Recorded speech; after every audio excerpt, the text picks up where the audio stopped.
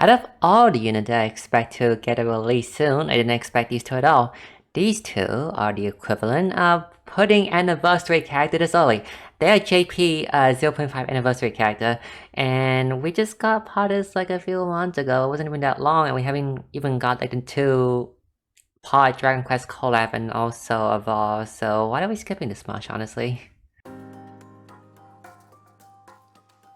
New unit this time, Ochette EX. Ochette EX is a DPS that can support. No, she's a support that can DPS. She can DPS, except her DPS kinda sucks, so she is mostly supporting. Now, off a skill, have a skill go to supporting, have a skill go to DPSing. Pick the one that you like. Honestly, you don't want her to DPS that much, then do replace the DPS skill with a support skill. But my play style is have DPS as supporting. So Junk Toss is a one-hit sword, hit spear and axe. Also, extra hit you have spare part, which is her mechanic. I'll explain later. This is her main shield shaping skill. The skill does damage, but potency this skill for a multi-hit skill for a potentially up to 10-hit skill is kinda bad, so you might just want to use her other skill instead, either her 4-hit or her 2-hit. Hastening Hammer, a 2-hit. 2-hit that is sass. I would say that just think of it as Sazando's 2-hit, because not only you can boost max sustain to 6 boost point, or level 6 5 boost point, you can also, it's a 2-hit that hit a lot of damage. So one note about the skill though is that at 6 spare part you gain time to power up potency up. However, this is only you just need it. You don't really gonna spend the spare part, so don't worry about consuming spare part to use the skill. You just need to have 6 spare part to get the point time to power for the skill.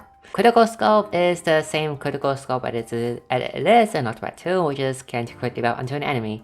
However, most of the DPS these days do have guaranteed crit on them, except for a few, like Black Knight. I think Black Knight doesn't have passive crit, so he might want to have the skill. But you don't really need guaranteed crit debuff, you just like replace the skill with something else. Now for EX skill, one of my favorite animations in this game because it has you Revenant running over the enemy, so it's really funny. Also, just really powerful skill too. This is a strong EX skill you can use at the start of battle. It's a 3-hit AoE, 6-hit max boost that also grants you 6 spare part, which is enough to activate most of the stuff that Ochette needs to work with. So when the battle is started, it is always preferred to use the skill on turn 1. There's only one usage of the skill anyway, so you might as well use it on turn 1 to get the 6 spare parts right away. So now for a passive, basic passive, whenever whenever Ochette EX spends boost point, she will gain an equivalent amount of spare part. The main way of gaining spare part beside her 1 usage EX skill. One thing to note about spare part though, is that for Ochette EX, the only way for her to lose a spare part is to use that 1-hit skill that consumes spare part for 1 extra hit. As long as you don't use a skill, you will always have your spare part permanently for the rest of the battle, so you do not have to worry about maintaining spare part for keeping up buff or stuff, okay? Just don't use the multi-hit skill and then you're good. Now for a passive one, Grand Cell buff based on spare part. At 9 spare parts, you gain a total of crit multiplier, attack up, damage up. Ochette herself isn't really DPS. I guess she can DPS when after she finished buffing and then doing damage to when the enemy is broken. But this passive is there, so it's nice when you do want to DPS with her. As for the second passive, it grants 3 specific class, which is Warrior, Motion, and Apothecary. This is not the first time we've seen this, I think we've seen this with the Doden EX already. It's a conversion of stat 20% of Ochette defense into everyone else's attack stat. And I haven't tested this out yet, but if this is similar to what the Doden EX have, it should feel like to having around 60%-ish potency above, it should feel around like that, which is quite a lot honestly. The stat conversion passive thing does give out a lot of stats, so. Now, because Ochette EX does scale out defense, you do want to give her defensive armor, which is defensive helmet and armor. However, I don't really recommend building up the defensive fortune weapon for her, because it's not really worth it once, and 2, it's not gonna work in Celestia because fortune is a Stera thing only.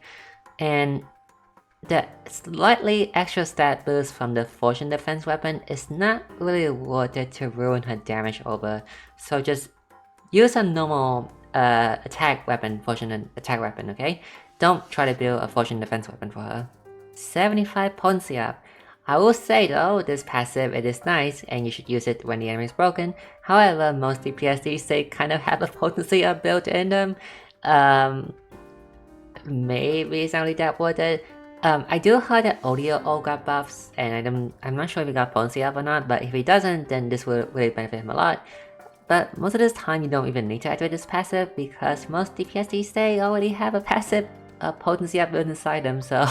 I guess it is nice for herself to deal damage though if you want to, because her multi-hit skill that consumes spare part, the potency for that skill is quite lacking, so I guess it is nice for Ochette herself. Now for ultimate, very strong ultimate. This ultimate grants that three specific class I mentioned above, 1000 damage cap up, and also 5 boost points, and also potential LP effect, which is Fighting Spirit, which is your boost points spent for 1 turn will not be consumed, which is very strong. If you do not want to rely on Shanna having a buff extension accessory and using an ES skill to grant 3 boost points to everyone constantly, then this is your other option, because DPS that would benefit from Ochette EX buff very much like to boost max every single turn, so actually not all of them. I think like in the future our bot doesn't even need boost point, so for now, I think it's just Black Knight and maybe Audio in the future. Well, currently we really barely have any character that benefit from this. Also, more damage cap up is more damage is nice. 1000 damage cap up is a lot after all, so this is a nice offensive ultimate buff for those 3 specific class. Now for review, I'm giving Ochette 8 out of 10 because in those 3 specific class she is supporting in, she is very powerful.